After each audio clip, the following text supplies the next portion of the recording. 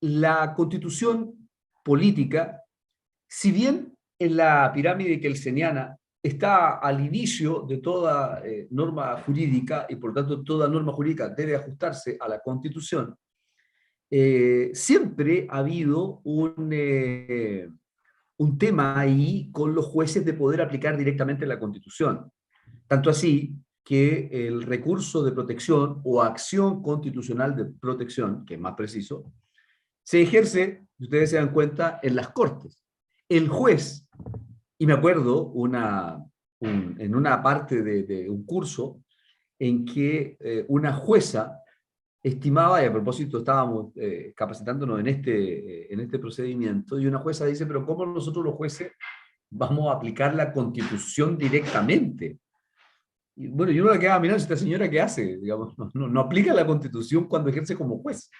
No existe la conciencia de que aplicamos la constitución. De hecho, cuando ustedes ejerzan, bueno, son la nueva generación, yo confío mucho en ustedes, de que cuando hagan aplicación, ¿se acuerdan ustedes de la famosa teoría del caso, del elemento jurídico?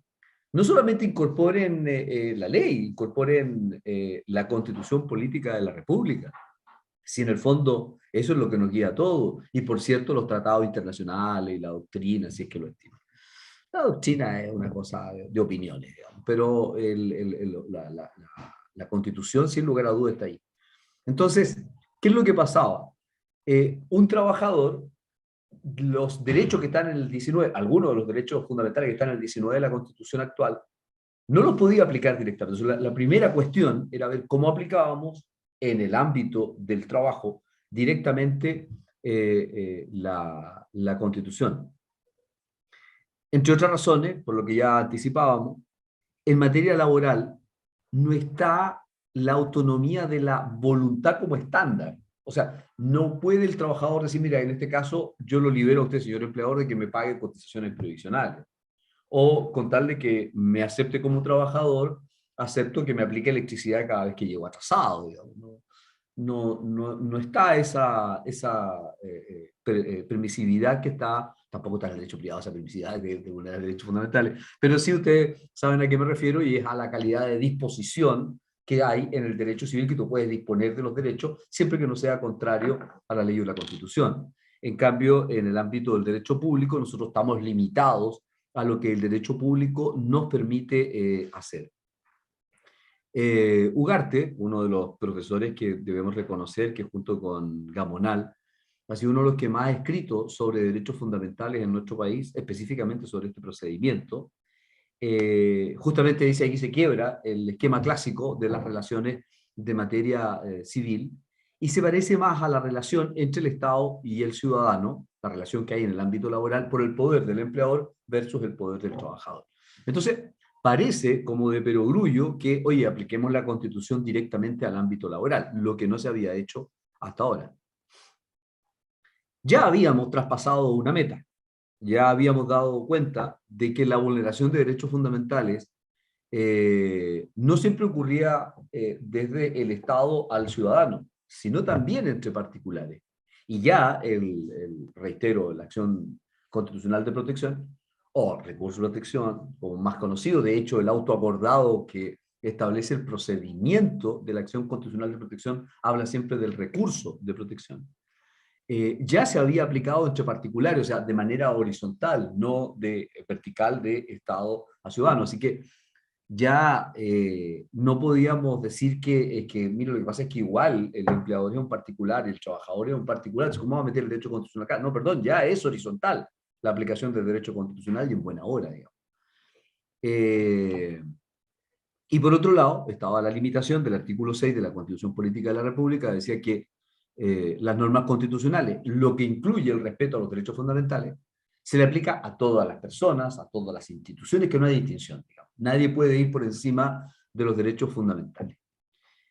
Entonces, se empezó a hablar, y aquí les pido que pongan un poquito de atención, del concepto de ciudadanía en la empresa. ¿Por qué? Porque usted caminaba por la calle, y salvo que un señor vestido de verde con un gorro, en general nadie puede detenerle. Por cierto, nadie puede toquetearlo, registrarlo, pedirle que exhiba lo que va trayendo. Eso se entiende que va contra su intimidad, eventualmente su honra, y otros derechos fundamentales más, dicho sea de paso, integridad física, psíquica, etc.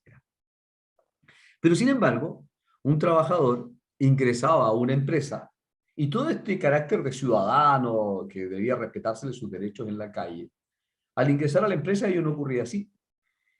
Una empresa de chocolates, por ejemplo, pesaba a los trabajadores al entrar y al salir para ver si habían consumido chocolate. Obviamente que dentro de un día pasan un montón de cosas en el sistema humano, digamos, que no habría detectado eso, pero lo hacían. Otra empresa instaló cámaras en los baños, pero no a la entrada del baño, sino encima de las tazas del baño, porque esa empresa justificaba esto señalando de que los trabajadores iban eventualmente a dormir al baño. Entonces, no es que ellos quisieran verlo en su parte más íntima que vamos a tener como ser humano, sino para vigilar si estaban durmiendo o no en el baño. Y de ahí ustedes podrán seguir con ejemplos que deben haber conocido como el registrar los lockers, los rayos X a las empresas, o sea, las empresas que lo ponen para registrar a los trabajadores cuando salen y a veces incluso cuando entran. Todo eso es vulneratorio de derechos fundamentales. Revisar tu computador si estás trabajando es vulneratorio de derechos fundamentales.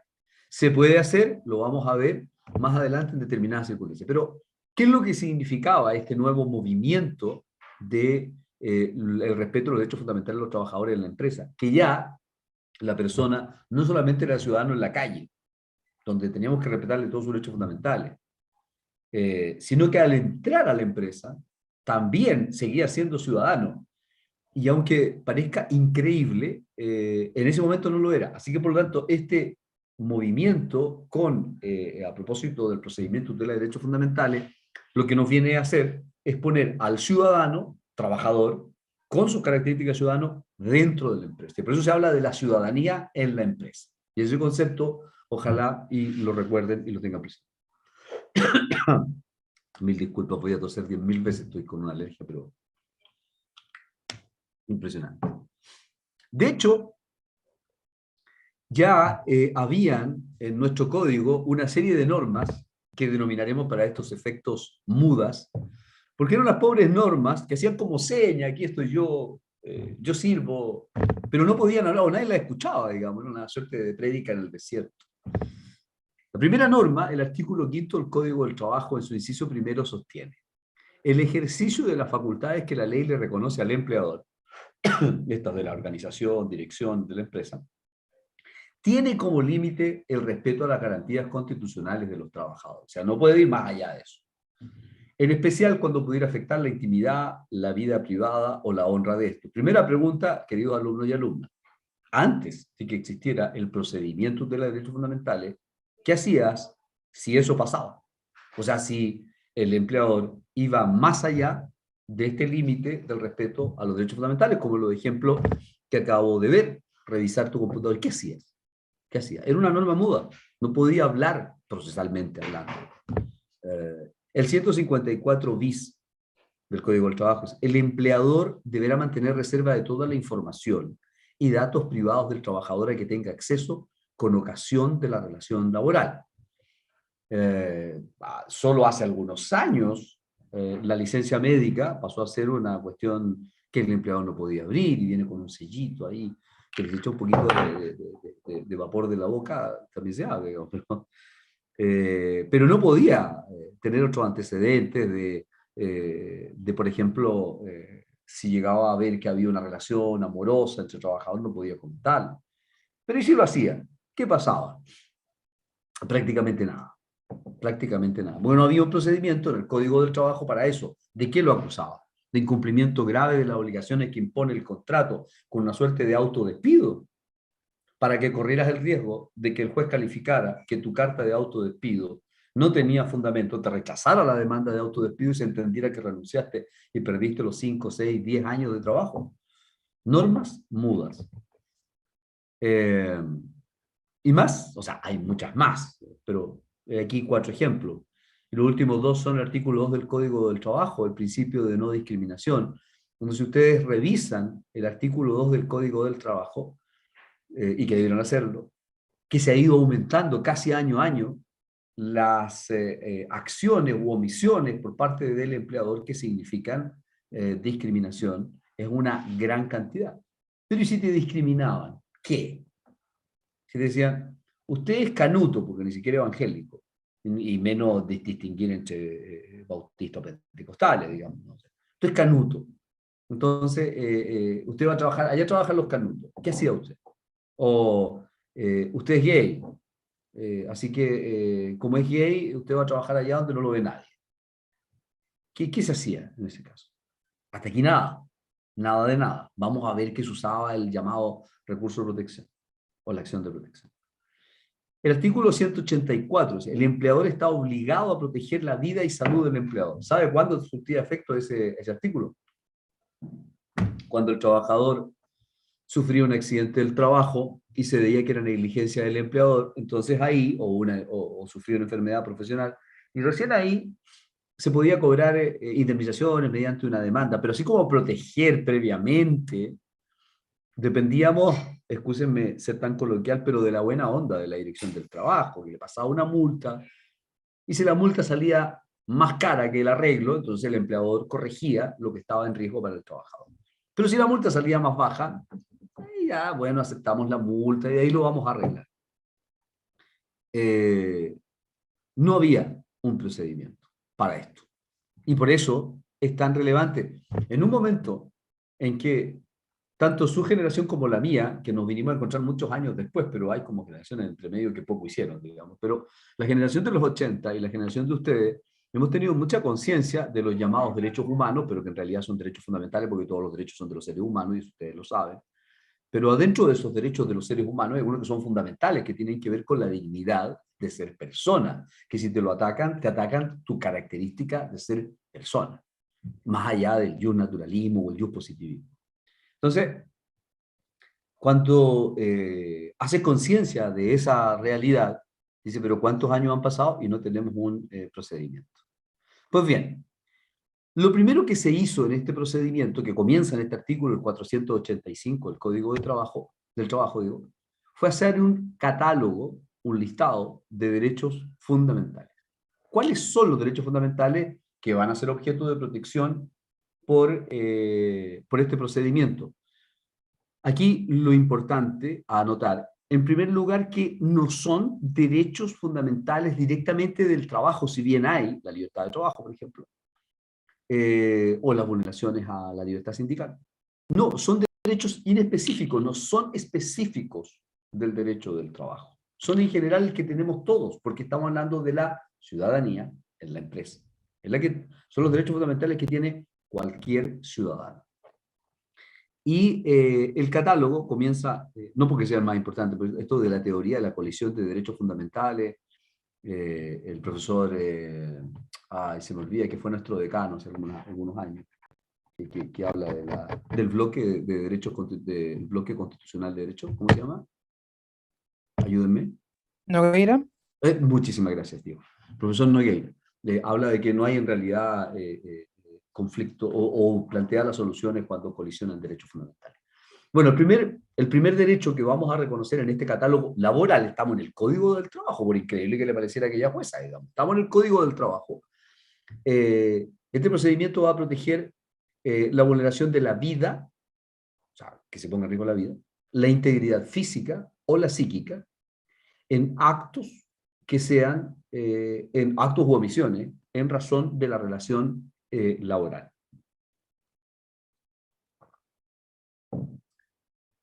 En segundo lugar, los vamos a revisar enseguida por detalle, la vida privada y la honra de la persona y de la familia del trabajador. La inviolabilidad de las comunicaciones, privadas, por cierto, no las que son de la empresa. La libertad de conciencia y de culto, vamos a ver hasta qué extremo, considerando lo extremo, se tiene que respetar la libertad de conciencia y culto. La libertad de opinión, la libertad de trabajo. Se va a proteger de cualquier acto discriminatorio a los trabajadores. Ahora, tanto en la ejecución y término de la relación laboral, pero no del ingreso al trabajo. Antes de que alguien me pregunte, porque muchas veces me preguntan eso. Cuando, por ejemplo, hay un aviso, se requiere, señorita, buena presencia. acompañé el currículum con fotografía. Desde luego, eso es discriminatorio, pero este procedimiento aplica cuando ya se comenzó la relación laboral, no en el proceso de selección. Ahí solo le queda la acción de protección. Y bueno, las vulneraciones a la libertad sindical, específicamente las prácticas desleales que comete el empleador cuando está en el proceso de negociación colectiva, o las prácticas antisindicales cuando estamos fuera de ese proceso, pero que en ambos casos lo que hace el empleador es dispararle al sindicato o a las acciones del sindicato. Y se van por este procedimiento. Pero algo absolutamente nuevo es el derecho de indemnidad o garantía de indemnidad. Y de hecho, me voy a permitir modificarlo aquí mismo, porque creo que garantía de indemnidad es lo más preciso de hablar.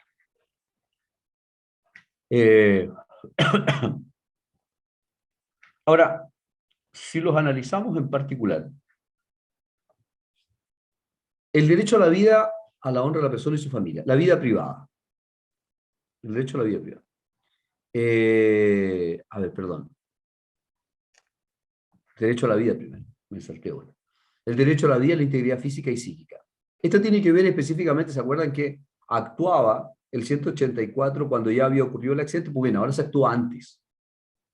Y permite que se corrijan condiciones que son inseguras de trabajo. O sea, usted podría presentar una demanda de tutela de derechos fundamentales, de protección de los derechos fundamentales, cuando usted estima que el empleador está poniendo en riesgo la integridad física o psíquica suya, o si es dirigente de un sindicato, de los asociados o del propio sindicato. Y aquí está el 184, que ya leímos, que era el deber de protección del empleador, hace carne entonces en este primer derecho fundamental que se incluye en este catálogo que va a ser protegido por el procedimiento de derechos fundamentales.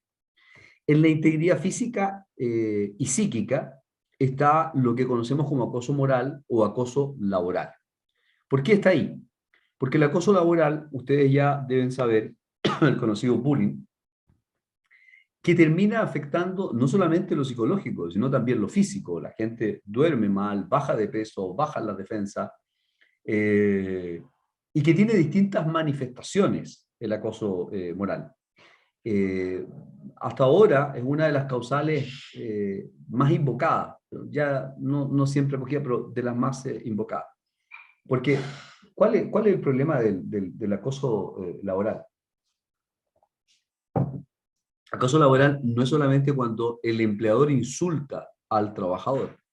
De hecho, si ustedes revisaran el 160, número 1, letra F del Código del Trabajo, el 160 están, ustedes saben, las causales de despido disciplinarias. Y en el 160, número 1, letra F, hace unos 4 años atrás, 5 años, se incluyó el acoso laboral entre trabajadores. Porque cuando un grupo de trabajadores saca a una persona del WhatsApp, les doy el dato incluso en la universidad, digamos, usted tiene un grupo del curso, pero a esta persona no la vamos a meter, eso es acoso laboral. Bueno, en este caso sería acoso estudiantil, pero acá sería acoso laboral.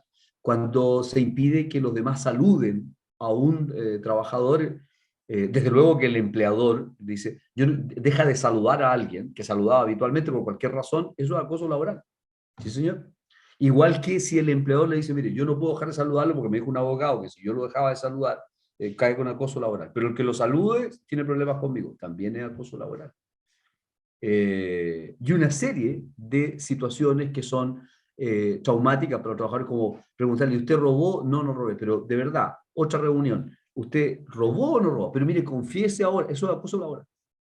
Por eso hay procedimientos policiales, hay otros mecanismos que no son el sostener casi a una tortura al trabajador preguntando.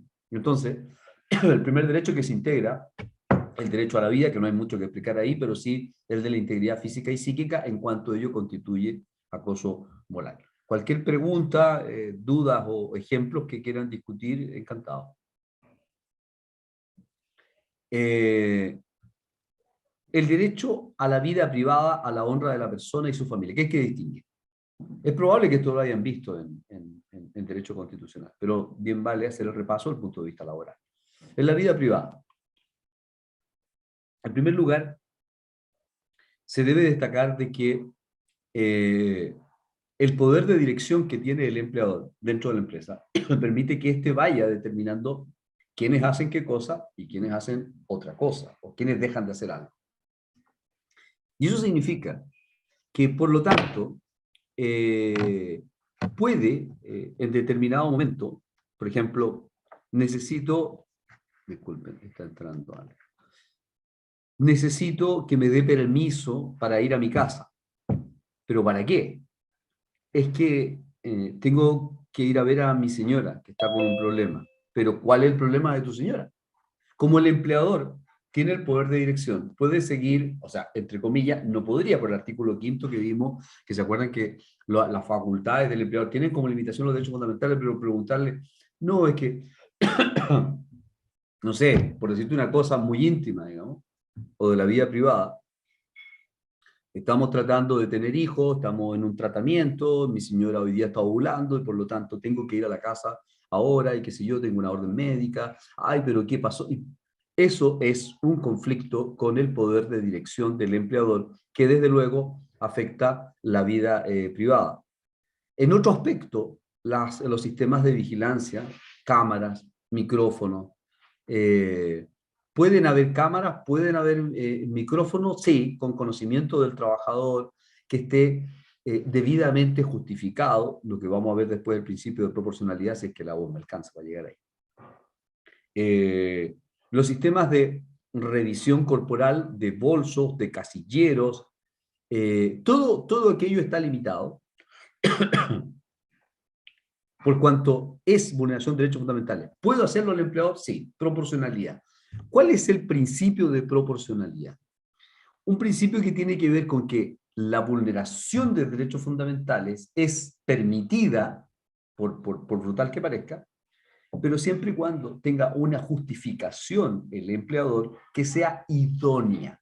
Es decir, por ejemplo, si yo pongo una cámara, que es un caso que ya es emblemático para mí,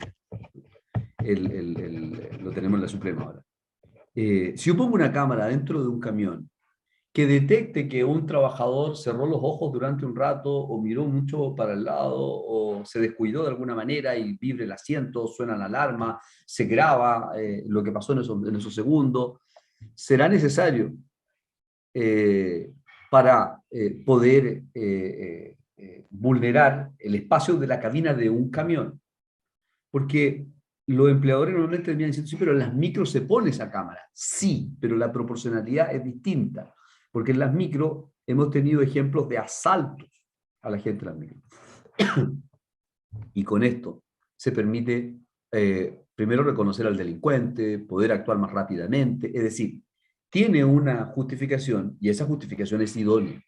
Entonces ahí podría aplicar el principio de proporcionalidad. Pero el camionero no cobra pasaje, no suben pasajeros al camión. Y desde ese punto de vista, entonces, no hay proporcionalidad en la cámara. Y ese es el truquillo por el cual el empleador puede evitarse el caer en vulneración de derechos fundamentales. Evidentemente, frente al camión no tiene salvación y frente al bus tiene esta explicación que es idónea. Las cámaras que hay en los bancos, que están encima del cajero, pero no mostrando la cara del cajero, sino mostrando al que está atendiendo el cajero para el mismo principio de seguridad. Eso es proporcional. Por eso es que la cámara sobre la taza del baño para verificar si el trabajador se quedaba dormido cuando iba al baño, resulta evidentemente que es desproporcionado, porque no es un medio idóneo para controlar el trabajo, para la redundancia, de los trabajadores. El honor. Bueno, el honor es una cuestión bastante sensible, porque en rigor el honor quien lo mide siempre es la persona afectada. Se cuenta la historia, no sé si la conocen, del profesor que le prestó una cantidad de dinero en una universidad a otro profesor. Entonces, en un momento, el profesor que había recibido el mutuo le devuelve el dinero al profesor que se lo había pasado. Y este profesor lo recibe el dinero y le dice, mira, mucho pensé que no me lo ibas a pagar. Y lo dice delante de otros colegas. Y el profesor que pagó se sintió afectado de su honor. Porque no, ustedes saben que es la fama que uno tiene respecto al mundo social en el que vive. Ese estoica, ese profesor, se crió por injurias, porque lo ofendieron a poner lo que yo iba a pagar. Por la cuestión de una exageración, pero digo, depende del ambiente en el que usted era viviendo. Pero en el ámbito laboral, el problema directamente relacionado con el carácter reservado de la información de los trabajadores. Y le traje estos temas que son lo que más lo que más fluctúa en la relación laboral. Uno es el tema de los controles de drogas. Lo primero, que parece que ninguno salió con nada. Perdón. La marihuana no salió, bueno, pero sí, había coca y eso no salió nadie. O sea, que está quitando puro chiste. Pero, primero, control de drogas. A ver, analicemos el tema del control de drogas. Que cada vez que vivimos en una sociedad en que consumimos muchísimas drogas. Desde nuestra inocencia plomo, que es una droga, ya sabrán, que es una droga lícita, pero droga al cabo, que tiene publicidad, que incluso hace publicidad, pero y que va, por cierto, avanzando hacia lo político. ¿Quién de nosotros, bueno, ojalá así sea, no consumió ansiolítico tal o oye, estar con el de clase son dos cosas que no siento yo. Hasta, evidentemente, la marihuana, que ya empieza ahí como, no, eso no se publicidad de la marihuana, solo para efectos medicinales, no recreativo. Hasta las drogas, y por eso se da de ejemplo parlamentario que la marihuana no es pero la coca, o no sé, el crack, no sé qué cosa más, se podrá la gente usar. La pregunta es, ¿un empleador estará facultado para hacer un control de drogas? Es la primera pregunta. Aplica el principio de proporcionalidad o el test de proporcionalidad. O sea, si usted tiene un trabajo en una empresa de helicóptero, podría ser razonable que al entrar a manejar el helicóptero, esto se le hiciera el cerebro hace muchos años, antes de que nacieran, antes de que estuvieran en el proyecto de sus padres, había una policía en Chile contra la marihuana. Era una policía española. Y la pasaban durante la dictadura habitualmente. No quiero decir que una sola marihuana, tampoco estoy explicando, solamente la relación, porque eso era la policía. Eso apareció una historia que decía, dice que la marihuana no mata. Pero el tren que iba de Madrid, no sé dónde, se descarriló y en ello murieron, no sé, una cosa, 50 personas, ella y mujeres y niños.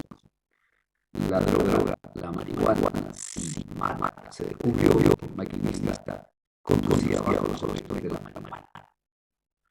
Ok, sí, es verdad. Y pudo haber sido un uso de sustancia que llegaba a la publicidad, pero supongamos que eso fue el. Pero hubiese pasado la misma si yo hubiese consumido whisky, vino, excesiva cantidad de ansiolítico. El problema no era la droga en sí, sino que el problema era que no se puede trabajar bajo el influjo de la droga, salvo la gente del mundo artístico. Pero en general no se puede trabajar bajo el influjo de las drogas. Bien. Vamos a suponer de que entonces hay algunos casos en que podría aplicarse a test de proporcionalidad para poder hacer el examen de drogas. A mí me ocurre muy poco, la verdad. Pero ¿de qué drogas? O sea, yo puedo ir curado la hora esa, pero no puedo tomar un cigarro de marihuana antes de ingresar a trabajar. No. ¿Cuál eligen ustedes? ¿Cuál me dicen que es lo que se permite? Todas son drogas. Entonces, ahí aparece muy brutal el tema de la droga lícita y la droga ilícita. Pero una vez que tengo la información, porque damos un ejemplo en que se podía hacer. ¿Qué hago con esa información? A ver, vamos por parte. ¿Puedo despedir a un trabajador porque sea adicto a alguna droga? Bueno, uno debería responder que ese trabajador, si es adicto, está enfermo. Y si está enfermo, entonces no podría despedirse porque sería discriminatorio porque está enfermo. Así que utilidad ese punto no tiene. Ahora, desde el punto de vista que se realice bien el trabajo por razones de seguridad, sí, te la compro, absolutamente. Vamos con eso. Pero, ¿qué hago con la información? Carácter totalmente reservado. Nadie puede saber. Que era lo que discutían los parlamentarios, por cierto, que esa información debía ser reservada y no pública. Y ahí les tiraban encima de que, como eran públicos, entonces sí se podía conocer. Y además, hoy día usted no puede hacer chistes sobre sexo o opciones sexuales, sobre raza, sobre nada. Lo único que se puede hacer es de los políticos. Ahí nadie reclama y todo se ríe. Que bien terrible, porque cada vez que hacemos un chiste malo de eso, nosotros lo que colaboramos es a destruir más la imagen de la política, destruir más la imagen de la política, nos acercamos a que se extinga y cuando no hay política hay dictadura. Pensémoslo dos veces. Ahora, no es culpa de uno, también los políticos colaboran harto en eso. Entonces, el ejemplo más típico que está hoy día en boga en muchas empresas, el tema del control de drogas y qué hacer con esa información. Cómo manejarla sin que los demás trabajadores se den cuenta de aquello, porque cuando usted le dice ya, tú te vas a rehabilitación, buen empleador, hace un control, busca gente, encuentra gente que es adicta y la manda a rehabilitación. ¿Cómo lo hace sin que los demás sepan? Eso sería afectar el honor de la persona porque la persona pierde fama. Ya sabemos que la afectación del honor es la afectación de la fama. La crítica al desempeño laboral, la mayor parte de las empresas o de los empresarios o los empleadores no saben dar instrucción. Y es bueno que lo aprendan ustedes acá. ¿Eh? Cuando tú criticas a un trabajador o un empleador critica a un trabajador, le dice, eres flojo, te pedí esto, mire, eres desordenado, que sí. Es distinto cuando le dice, tienes tal demora en el informe que te pedí, está en desorden tu escritorio. En las dos situaciones, la primera, se critica a la persona del trabajador, se le desprestigia a él. En la segunda, sencillamente se le critica su trabajo. Desde luego la segunda es la correcta, por cuanto no se afecte el honor del trabajador, sino su desempeño, que es lo que es lícito criticar. Profesor, Sí, ¿podría considerarse vulneratorio respecto al honor si, por ejemplo, se hace una crítica al desempeño laboral del trabajador, pero frente a varios colegas? sí, sí. Es una, bueno, es una pregunta muy atingente, porque efectivamente una de las cosas que hace la empresa como para dar una lección es someter a suerte de chivo expiatorio a una persona que la desgarra frente al resto. Nuevamente, el principio de proporcionalidad.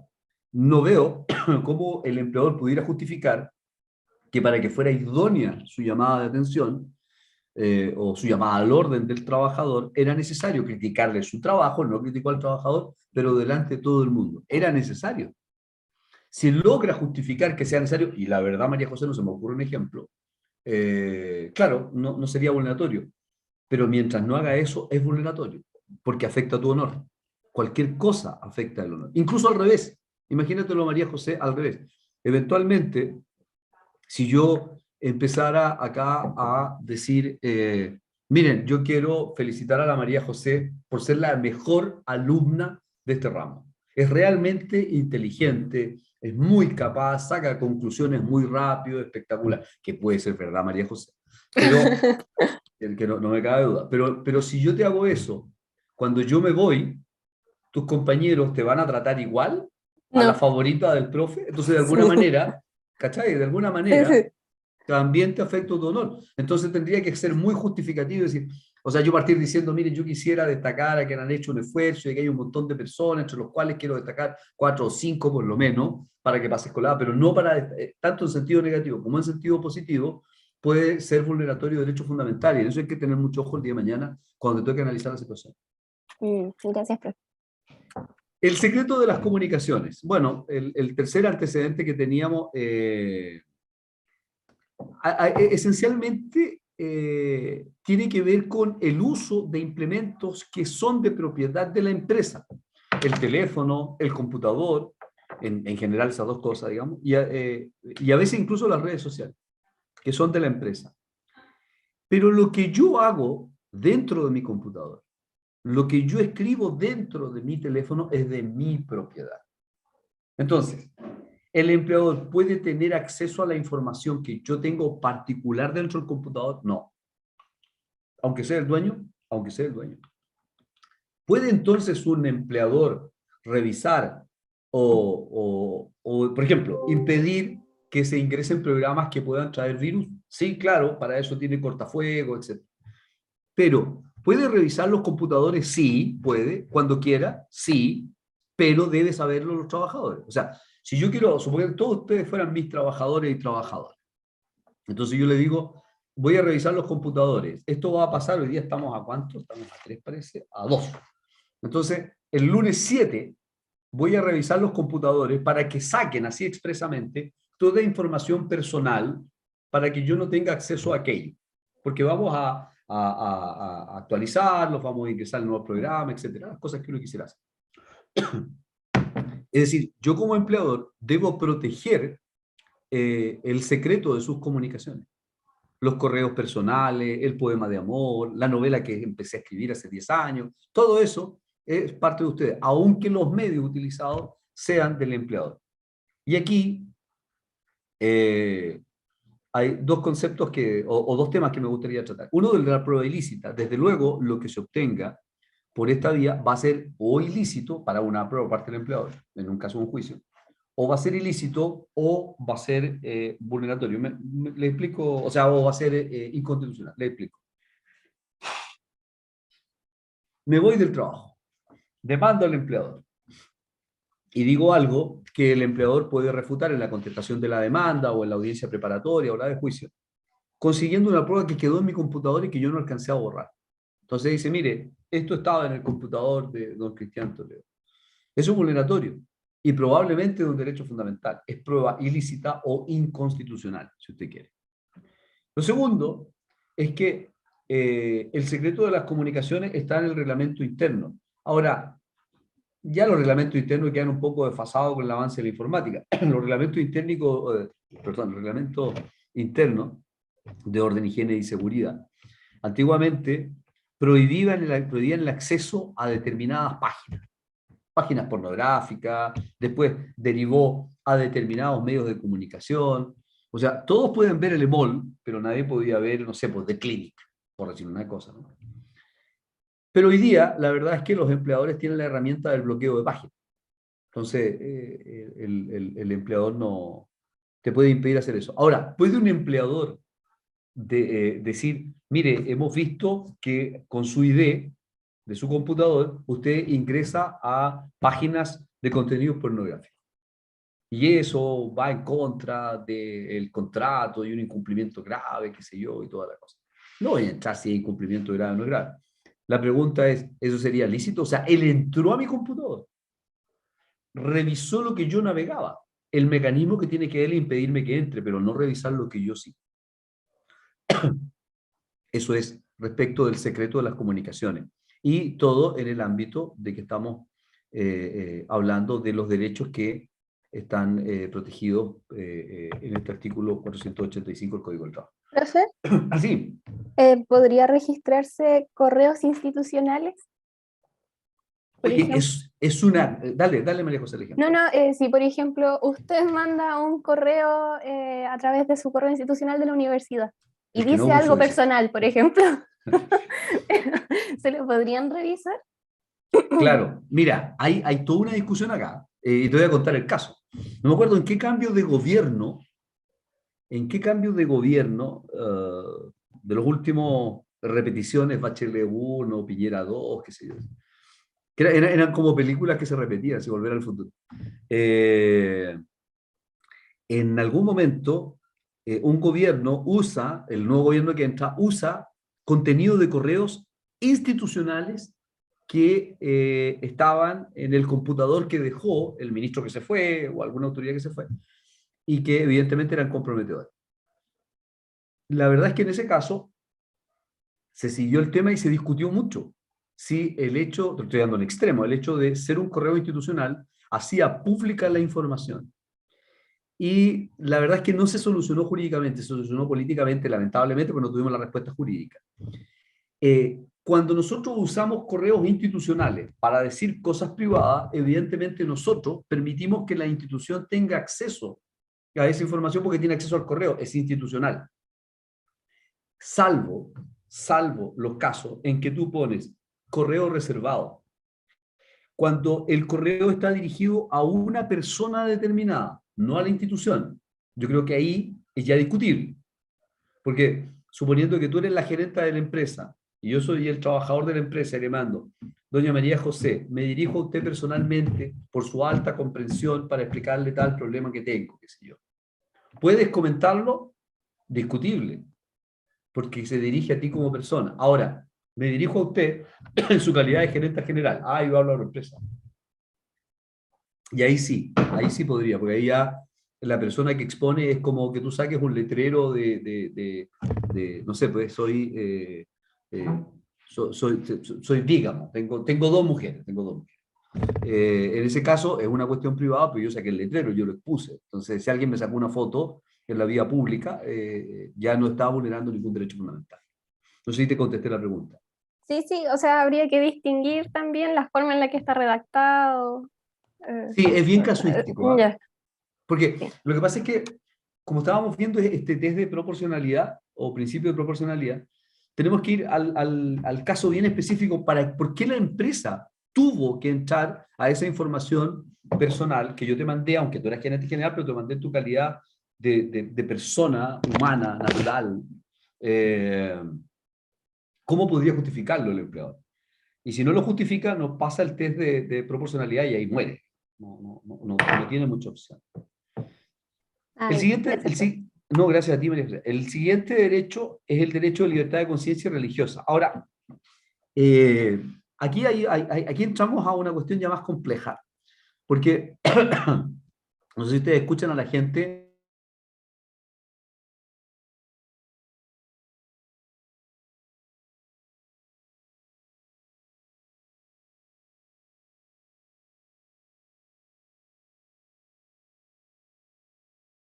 a la libertad religiosa. Yo lo acepto. ¿Quién eres tú para aceptar?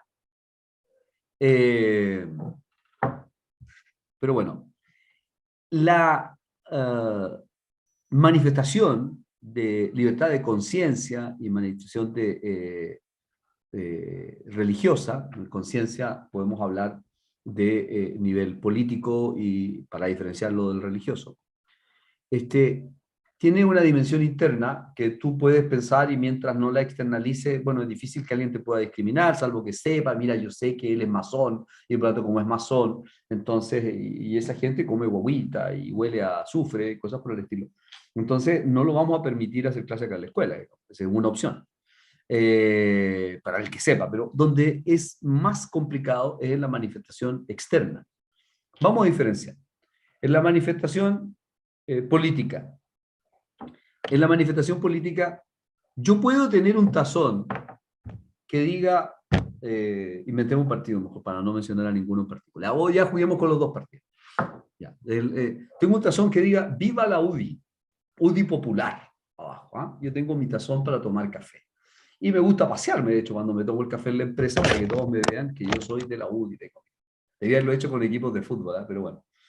Y hay otro que tiene, yo soy comunista, y ando ahí con mi hoz y con mi martillo, un rojito ahí, tomando café. Es más, incluso tomo té, porque es más rojo que el café, a ese nivel. Eso afecta, podría restringirme el empleador diciendo que yo estoy haciendo actividad política, o lo que es más, proselitismo político, estoy llamando a votar por una tendencia. Desde luego que no. Lo que podría sancionarse es el comentario político, yo creo que no. Lo que sí creo es que cuando yo llego con carteles vote por y los pongo acá o critico a mis compañeros por votar rechazo o apruebo para que quedemos empatados. Bueno, no fue empate precisamente, ¿no? Perdimos, acuérdense que yo confesé que perdí. Pero evidentemente que la libertad de conciencia tiene que ver con el respeto a la persona en la manifestación externa que no afecte al resto. Hasta ahí es la limitación. Yo no puedo ir a hacer política propiamente tal al trabajo, política proselitista. Recuerden que el ser apolítico no existe, ¿no? Recuerden que ya la filosofía griega solucionó aquel problema, que el que vivía fuera de la polis, o sea, fuera de la política, de la vida de la ciudad, o era un dios, o era un animal, un bruto, un imbécil, lo han traducido de varias formas, ¿no? Porque no es imposible que ellos, salvo la anacoreta que vive solo ahí en el bosque, que es una excepción, que confirma la regla, por cierto. Pero la manifestación externa, es como te digo, ¿dónde está? Especialmente, por ejemplo, en el plano religioso. Hay una religión, yo no soy muy experto en el área, pero de evangélico, si hay alguien acá y me puede ayudar, se lo agradecería. Hay una religión que respeta los sábados. Le dicen sabatista, pero no sé si es una línea de evangélicos, digo, bien particular. Y porque en rigor la Biblia parte diciendo que el primer día es el domingo, no es el último de la semana. No vamos a entrar ahora en la historia cómo eso se cambió con el tiempo, pero por lo tanto, el último día, el día en que la Biblia, en la creación, en el Génesis, habla de que hay que dejarlo para el descanso del sábado. Si una persona tiene esa creencia en un Dios superior, en un Dios, y tiene la creencia de este orden de los días, entonces es legítimo que el sábado no trabaje. Yo tenía un compañero que ahora es colega penalista en Curicó, que son muy amigos, y Marcos, si no me equivoco, desde el anochecer del día viernes hasta el anochecer del día sábado no podía hacer nada, así que teníamos que ir a buscarlo tarde el sábado. Pero en el ámbito laboral, ¿qué significa respetar esa expresión religiosa? Que no le puede asignar turno los días sábados.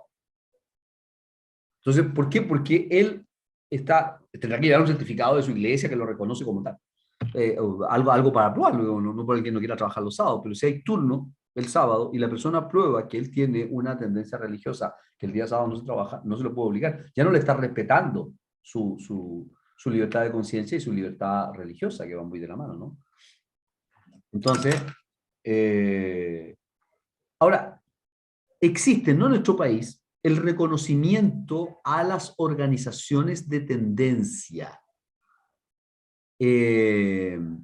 Por ejemplo, los que son de Talca, bueno, los de Santiago también deben haber colegios La Salle en Santiago y en Talca, que ustedes saben que es un colegio de confesión religiosa, católica específicamente. En otros países está reconocido la empresa de tendencia. Entonces podrá ese colegio, que no está reconocido en Chile, despedir a un profesor que finalmente resulta ser un católico encubierto, o sea, perdón, un evangélico encubierto que entró a este colegio católico, o lo que es peor, que resulte ser un masón, o un ateo, o un agnóstico que entró y podría ser despedido. Pero esas organizaciones de tendencia en Chile no han sido reconocidas. Alguien está entrando. Y bueno, ya explicamos el caso del turno en día sábado. Hay muchos ejemplos en esto, pero la idea es avanzar. Vamos a terminar este listado, vamos a hacer un break. Me queda poquito. La libertad de opinión, información y expresión. ¿De qué manera respetamos? Mire, reitero, no se trata de yo acepto que el trabajador opine que Colo Colo es mejor que la Chile y que la Chile no tiene estadio. Yo acepto pensar que yo soy chuncho. Eso está en el ámbito casi jocoso. Pero, por ejemplo, si un trabajador trabaja en Cecina PF y dice, sabe que Cecina PF, la verdad, perdonen, le dice a un medio de comunicación, Cecina PF no respeta las normas de salubridad básicas. Entonces, yo sugiero que no compren Cecina PF. ¿El trabajador puede ser sancionado, puede ser despedido por eso? No. No puede recibir ninguna sanción laboral. No hay incumplimiento grave del contrato, digo, y menos de ese contenido ético laboral que dicen los empleadores que existen en los contratos, que uno lo da vuelta por todos lados, lo mete a un laboratorio y no encuentra nunca el contenido ético laboral, que solamente lo tienen los trabajadores. Lo que en realidad puede hacer el empleador es demandarlo civilmente, tal vez penalmente, pedir indemnizaciones, pero no puede despedirlo, ni puede discriminarlo, no puede dejar de saludarlo, no puede poner su foto en el diario mural y decir ninguna calle llevará su nombre, una cosa por el estilo, de desprestigiarlo. Eso es la libertad de expresión. No puede hacer listados negros de las personas que se sienten, no sé si han escuchado ustedes o no sé si lo he comentado, que los ingenieros comerciales, entre las muchas cosas que han inventado y que son muy simpáticas, por decirlo de una forma, ¿no? Inventaron que ya no hay trabajadores en la empresa, hay colaboradores. El código del trabajo usted lo da vuelta por todos lados y no cae la palabra colaborador, son trabajadores. Tampoco hay despidos, hay desvinculaciones. Todo esos términos y como los listados que hacen a propósito de la pregunta de María José hace poco rato, los listados de trabajadores del mes. ¿Qué ustedes creen que por ser trabajador del mes que le den un bono en McDonald's, una pizza gratis para usted y su familia o sus amigos, eso evita que lo despidan después? Nada, nada, nada de eso. Entonces, cuando un trabajador opina de la empresa, lo que está haciendo es manifestación de su derecho a opinión y de expresión. Ahora, ¿dónde podría haber más problema? En el de información, en el saber algo de la empresa. Porque para que usted tenga libertad de opinión, previamente tiene que tener derecho a información. Ahora, en el ámbito público eso se entiende. En la dictadura, por ejemplo, se decía que había libertad de opinión. Claro, pero no había libertad en los medios de comunicación para informarse, entonces era una libertad de opinión en determinado sentido. No tenía usted información. Para poder opinar bien, tiene que estar bien informado, y no estoy copiando ninguna radio, es una cuestión de perogrullo. Y por lo tanto, el empleador debe garantizar que el trabajador tenga acceso a la información necesaria para trabajar, desde luego no a los secretos de la empresa, pero sí la información necesaria para trabajar, pero no puede impedir que el trabajador opine más allá de lo que sabe, o sea, muy desacertada su opinión. Lo que no implica que el trabajador tenga derecho a insultar al empleador o a los trabajadores, y ustedes saben que esa es una causal de despido que está en el 160 número 1 del Código del Trabajo.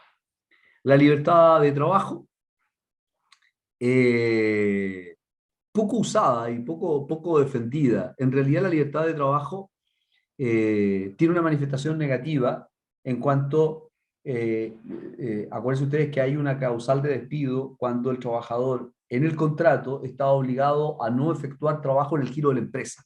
O sea, le impide la competencia al trabajador, lo determina exclusivo para el trabajo que ha sido contratado y por lo tanto, además también tiene una arista bien coercitiva, es muy coercitivo esto, que es el de permanencia. ¿Saben dónde se da esto mucho? En las frutícolas. Quienes a lo mejor algún verano trabajaron en la frutícola, yo lo hice, por eso les cuento. Usted toma un bus, se lo toma como a las 7 de la mañana, lo deja en la planta, está todo el día ahí, no puede salir. Tiene que comer ahí, llevar su comida, qué sé yo. La libertad de trabajo tiene este efecto negativo cuando en realidad debiera ser la garantía de que a usted no le pueden impedir trabajar, cuando ya está contratado, desde luego, por cuestiones discriminatorias. ¿Cuándo se usa la libertad de trabajo? ¿Se acuerdan que habíamos revisado delante que el artículo 2 impedía la discriminación y había un listado de a qué discriminaciones se refería? Pues bien, si hay alguna discriminación que no esté en el artículo 2, usted no puede decir, oh, no estoy protegido. Se protege por la libertad de trabajo. Porque si me está discriminación, si viene usted al artículo 2, afecta mi libertad de trabajo, yo no he hecho nada para trabajar y se me está discriminando de una manera creativa, pero se me está discriminando. Hay actos discriminatorios que tienen que ver con la igualdad, por ejemplo, el tema de que algunos tengan promociones o ascensos y otros no los tengan. Cuando se termina el contrato y hay algunos trabajadores que deben ser reincorporados obligadamente, los que están, por ejemplo, con fuero. Pero eso para la protección, justamente, a un trabajador que se estima que está débil, sea porque es un fuero sindical o sea porque es un fuero maternal. Y por lo tanto, esta libertad de trabajo y la igualdad frente al trabajo, que van de la mano, el derecho fundamental anterior con este otro de la igualdad, va a estar en criterios de discriminación, no solo los del Código del Trabajo, sino que otros más van a ir juntos con la igualdad en términos de a mí me están haciendo distinto al resto, es el principio de no discriminación, que todos somos iguales, no nos pueden distinguir, pero además me afecta en mi trabajo, con ello afecta mi libertad de trabajo. Por eso, libertad de trabajo e igualdad van juntos. Ahí tienen sentido ambos derechos fundamentales. Y vamos a terminar para hacer un break con la libertad sindical. Muy brevemente, hay un listado, no es la oportunidad esta, revisar cuáles son las afectaciones a la libertad sindical, las preferencias que se hacen a algunos trabajadores que no están sindicalizados versus lo que está en el sindicato. Eso es una afectación a la libertad sindical y ahí se van a distinguir, como decía, en prácticas desleales, las que ocurren mientras estamos en negociación colectiva, o las antisindicales. Las primeras son un ejemplo, los que no están en negociación colectiva, los que no están sindicalizados, y entonces yo le doy un bono por seguir trabajando mientras los otros están en un sindicato, una práctica desleal y sancionable, evidentemente. Y las prácticas antisindicales, cuando ya terminó la negociación colectiva, estamos en tiempo normal, el sindicato sigue existiendo, despido a 5 personas, las 5 personas son del sindicato, son prácticas antisindicales. Eso para proteger la libertad sindical, que es mucho más amplia que eso y que se requieren muchas más modificaciones constitucionales a la libertad sindical. Y vamos a dejar la acción de indemnidad para cuando volvamos. Son 4 para las 7 tengo yo. Volvemos a las 7:10 para terminar luego ahí nomás. No es mucho más lo que nos queda. ¿Ok?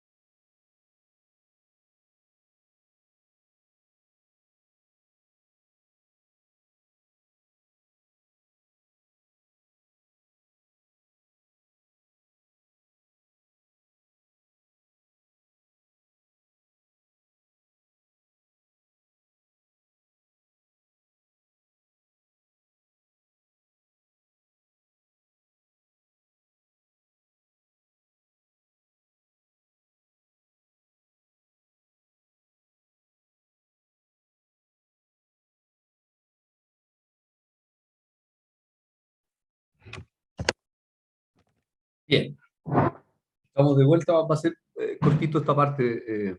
¿Están por ahí? Sí, Sí, profe. profe. Gracias. Ya.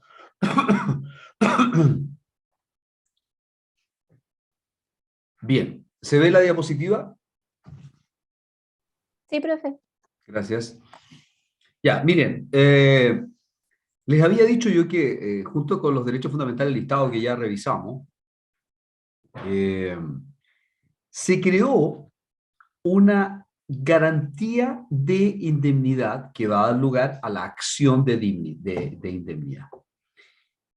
Esta garantía de indemnidad, lo voy a cambiar acá porque lo voy a mandar la diapositiva para que no se confundan con acción, pero es una garantía que obviamente va a dar lugar a una acción, que va a ser la tutela de derechos fundamentales.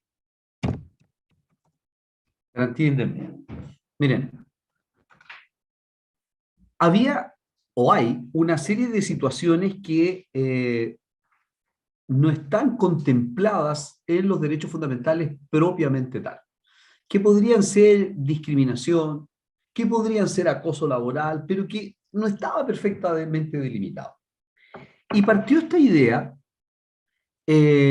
con la primera situación, que era, ustedes saben que la dirección del trabajo es el ente administrativo que tiene a su cargo la supervisión del cumplimiento de los derechos laborales en la empresa.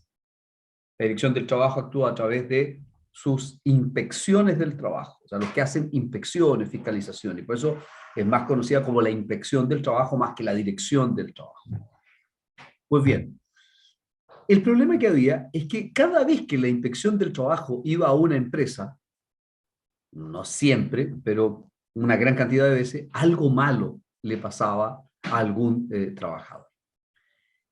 Es más, con este nuevo procedimiento se le dio facultades a la inspección del trabajo de poder fiscalizar si había o no había vulneración de derechos fundamentales en una empresa. Y además, la ley le señaló que si encontraba que había antecedentes, en realidad indicios, o sea, situaciones que generaban sospecha de que había vulneración de derechos fundamentales, tenía que, de oficio, hacer la denuncia a la inspección del trabajo.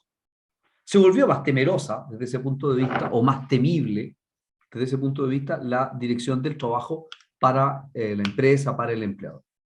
Entonces era suponible de que cada vez que la inspección hiciera una fiscalización, ya les voy a explicar más o menos para que tengan una idea en qué consiste, el empleador tomara alguna represalia contra un trabajador.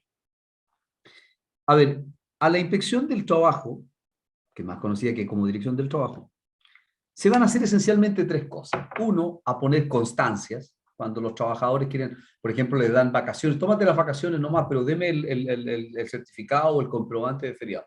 No, ¿para qué? Si nos conocemos, ¿para qué me voy a estar pidiendo eso? Claro, el trabajador se va de vacaciones, falta 2 días, injustificadamente, seguido, y después 160 número 13 le despiden faltando 2 días seguidos. Entonces ahí va el trabajador, me dice, ¿sabe qué? Yo no es que confíe en mi empleo, pero dejar una constancia de que me dio vacaciones y no me quiso dar el comprobante. Para eso más o menos sirven las constancias. Los reclamos, que sirven cuando el trabajador es despedido, va a la inspección, si quiero poner un reclamo, aunque no lo diga, el inspector va a entender, y es donde se genera este comparendo. Después del reclamo le dicen, tal día tiene que venir, va a venir el empleador a ver si pueden llegar a un acuerdo acá. Si no llegan a acuerdo ahí, se van a tribunales.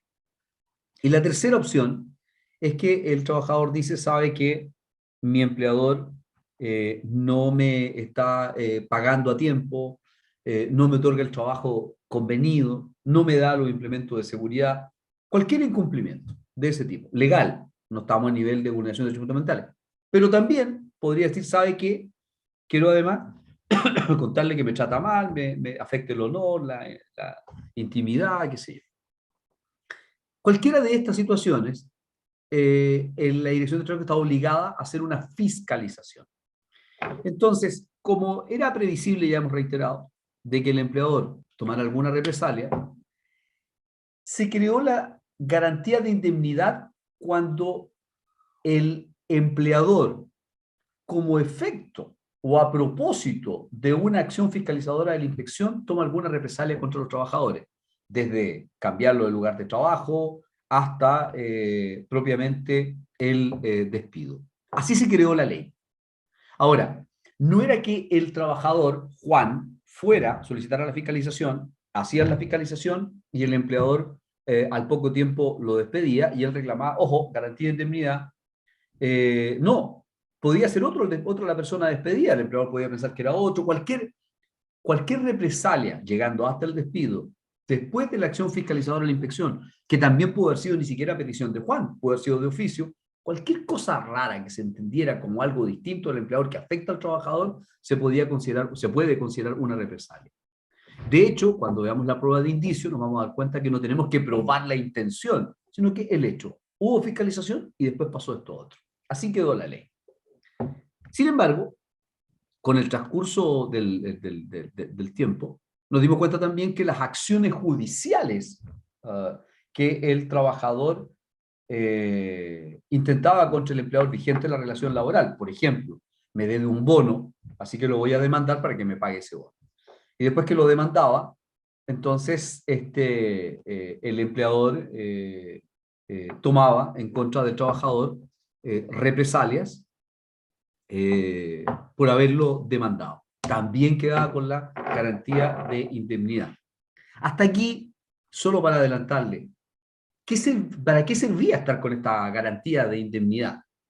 Servía porque en el caso de que se probara los indicios, no la intención completa, aquí no es prueba completa, directa, es el indicio lo que genera sospecha, el empleador tiene que publicar disculpas públicas en un diario, en el diario mural de la empresa, dar capacitación al trabajador, se le puede condenar a pagarle daño moral, es decir, tomar todas las medidas que mitiguen el daño que provocó por la represalia que adoptó, sea por la acción fiscalizadora de la inspección, sea por la acción judicial que el trabajador intentó contra el empleador.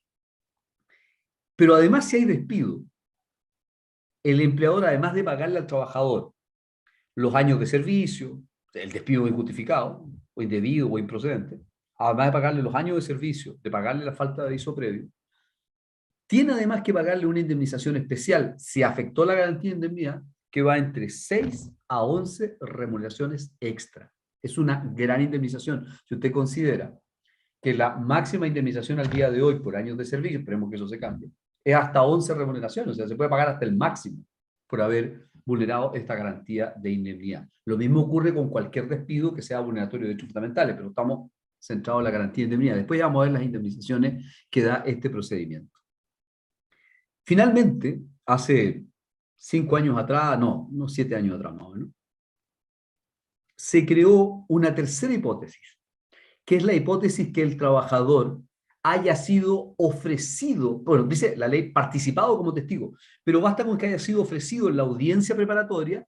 Yo digo, todos estos testigos, basta con que los mencione ahí para que queden protegidos con la garantía de indemnidad. No necesariamente que declaren. Recordarán ustedes que pueden declarar hasta 4 testigos, que los puede aumentar el tribunal o bajar la cantidad. Pero usted presenta 10.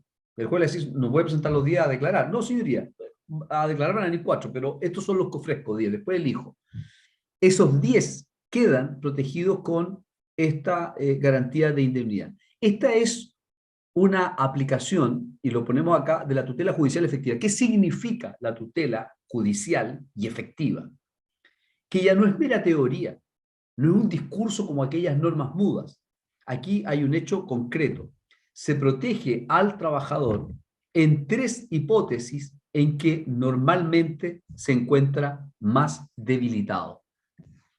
Y ya vamos a ver las indemnizaciones que más adelante, yo creo, en la próxima clase. Pero la garantía de indemnidad se entiende que tiene las características de un derecho fundamental. Se ha sostenido varias teorías para poder justificar la garantía de indemnidad al poder que tiene, digamos, está en el listado de este 485, donde están los derechos fundamentales. Algunos dicen que es el derecho a petición consagrado en la Constitución, lo que explicaría una sanción al empleador que ejerce una represalia con un trabajador que pidió una fiscalización. Pero también lo podría no ser el trabajador el que pidió la fiscalización. El hecho de que se garantice que el trabajador puede participar en acciones judiciales contra el empleador sin temor a que haya represalia sería una manifestación de la libertad así genérica y en particular judicial. En fin, lo que sí todo el mundo concluye es que es una tutela judicial efectiva. El trabajador está más protegido.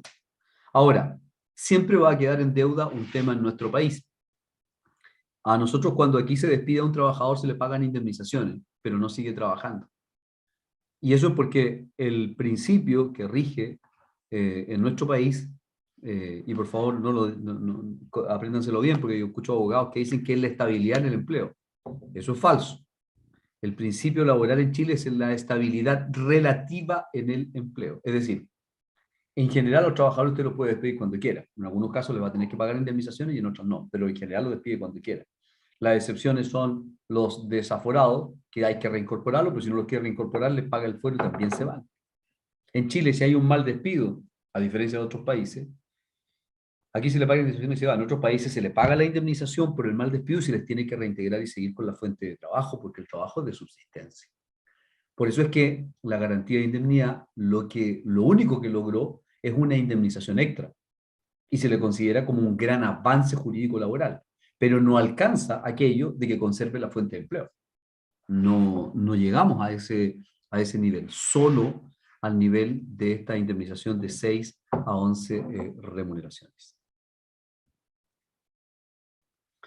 Y vamos a terminar con esta diapositiva que pretendemos explicar por qué es mejor el procedimiento de tutela de derechos fundamentales, ya que lo mencionamos varias veces, que el recurso de protección o la acción de protección constitucional. En primer lugar, el recurso de protección, que ustedes ya tienen que haber estudiado, a las partes se les mira como igual, aquí no hay nadie, hay un vulnerador de derechos fundamentales y un vulnerado de derechos fundamentales, pero no es que ese sea superior a este otro. En materia laboral se entiende que el empleador tiene un poder de negociación, un poder de acción y un poder en general mucho más potente que el que tiene el trabajador. Entonces, como no tiene el concepto del contratante más débil, el recurso de protección ya se aleja de las lógicas, de los principios que regulan el derecho del trabajo. Primer tema, pues te podría decir, sí, ya, pero ese es un detalle. Bueno, vamos a otro punto. El fallo del recurso de protección, yo a veces me toca darle charla a los dirigentes sindicales, yo lo explico de una manera así media cómica, de que haya un trabajador que el empleador todos los días le pegue en la cabeza y le sigue pegando, todos los días, todo el tiempo, le está pegando. Y presenta un recurso de protección y el recurso de protección le va a decir al empleador, señor, está vulnerando un derecho fundamental, la integridad física y psíquica probablemente del trabajador. Así que deje de golpearlo. Ok, ¿está ejecutoriado? Sí, ok, listo, le dejo de golpear. Y ahí terminó. No hay indemnización, no hay disculpas públicas, no hay capacitación para que el empleador aprenda lo que son los derechos fundamentales. Desde luego, no hay asistencia psicológica al trabajador obligado por la sentencia del recurso de protección. El recurso de protección dice, paren este hecho, deténganlo, nada más. Hay gran diferencia con el procedimiento de la derechos fundamentales, porque justo esas medidas que no tienen recurso de protección, las tiene el procedimiento tutela de derechos fundamentales. Tercero, porque en el recurso de protección quedaba excluido, recuerde que el recurso de protección o la acción de protección constitucional, o la acción constitucional de protección, no incluye todos los derechos del 19, y quedaba uno no menor, que es la discriminación, que es muy vista, usada y sobreusada en la relación laboral. Y finalmente, porque el recurso de protección lo ganaba el trabajador, llegaba a la empresa y lo despedía, y sin ninguna indemnización. En cambio ahora, con el procedimiento de los derechos fundamentales, el riesgo de represalia que existe está sancionado, y está sancionado económicamente para que el trabajador subsista luego de eventualmente perder su trabajo. Chicos y chicas, la verdad es que les soy muy franco, la garganta no me da para más, pero creo que hemos cumplido la meta de hoy. Vamos a continuar con el procedimiento tutela la próxima clase y como le decía, yo espero a más tardar el viernes tener las notas subidas. ¿Alguna Profe, duda? disculpe, una duda Sí. por acá.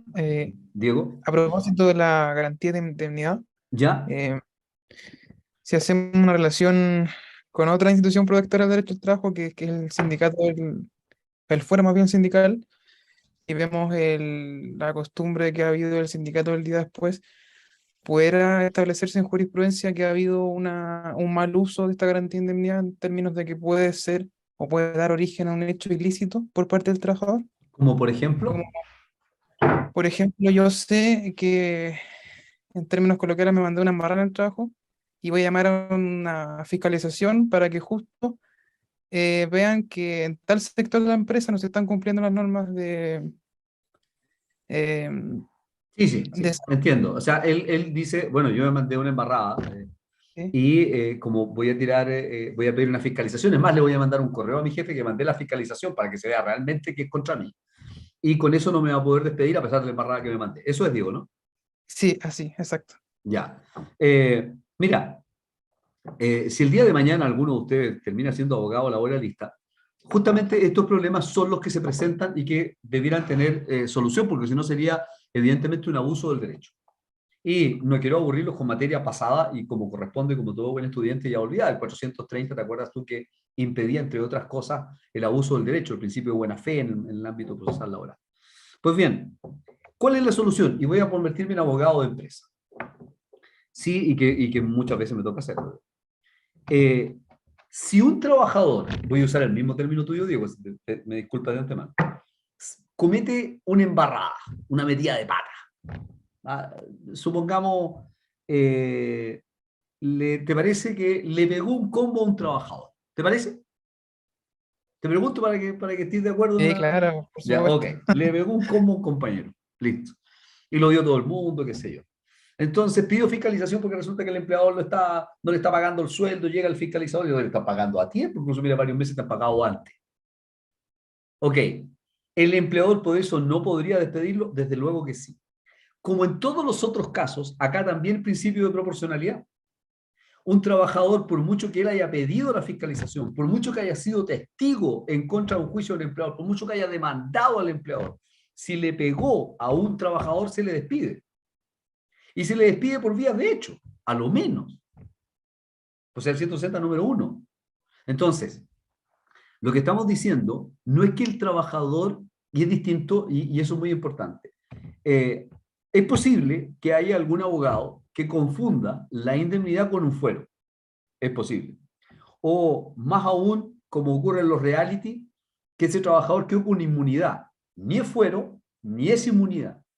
Es solo que las luces del escenario se ponen sobre ese trabajador para cuidarlo de que no vaya a tener una represalia de parte del empleador. Pero el punto es que el trabajador no queda indemne a que incumpla su contrato gravemente. Tú sabes que todos los despidos son incumplimientos graves. Cualquier incumplimiento grave, basta hacer bien la carta de despido y está bien despedido. Y él irá a pelear su tutela, pero te aseguro que lo va a perder y lo más probable con coste. En eso no te quepa ninguna duda. Así que sí hay solución. No, y ahora, claro, yo partí, ¿te acuerdas? Conversando de que la tutela de derechos fundamentales se había usado con muchos colegas de manera indiscriminada para tratar de subir la puntería de las indemnizaciones para llegar a mejores acuerdos, pero eso no es culpa tampoco tanto de los colegas, por cierto, un tema ético no menor, pero también de los jueces.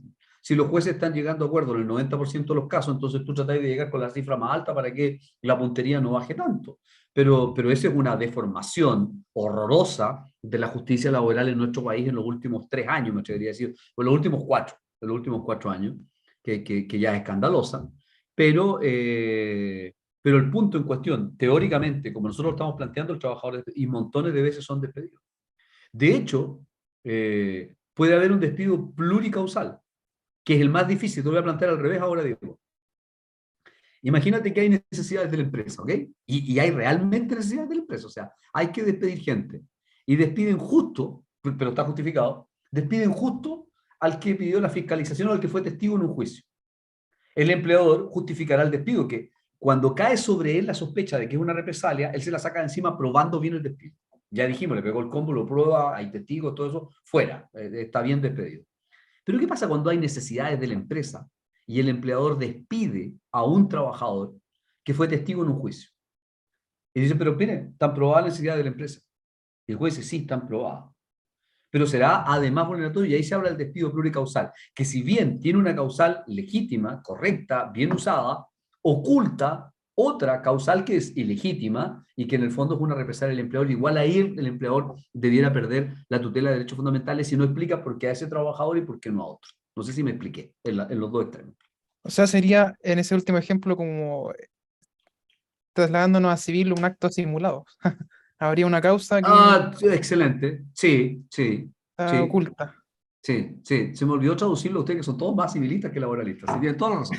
Sí, pero efectivamente tienes toda la razón. Es el ejemplo más parecido. Porque, y se habla en doctrina de despido pluricausal. Porque, bueno, se ha desarrollado toda una doctrina solo en torno al procedimiento de tutela de derechos fundamentales, que tú te das cuenta que cuando hace un catálogo de derechos fundamentales, ya no estamos hablando de un derecho meramente procesal, es casi un derecho sustantivo o propiamente sustantivo. La garantía de indemnidad aparece ahí y es derecho sustantivo, no tiene mucho de procesal. Es solo para decir lo que vamos a tratar en este procedimiento y que todavía no lo hemos entrado. Entonces, sí, efectivamente, en ese caso, el despido pluricausal es el mejor ejemplo que he escuchado. Y te lo agradezco y te voy a piratear la idea en un futuro PowerPoint. Y voy a poner Diego ahí. ¿Ah? Bravo, para que no lo confundan con Palomo. Agradecimiento por acá. No, de todas maneras. Amigos míos, amigas mías, que pasen un buen fin de semana y nos vemos la próxima semana. Que estén muy bien. ¿Eh? No sé si hay alguna otra pregunta, perdón, estoy así súper patudo despidiendo. Parece que no. Bien, pues chicos, nos vemos, que estén muy bien, cuídense harto, un agrado. Chao, Chao, profe, que esté bien. Chao, profesor. profe, que esté Chao, bien. chao.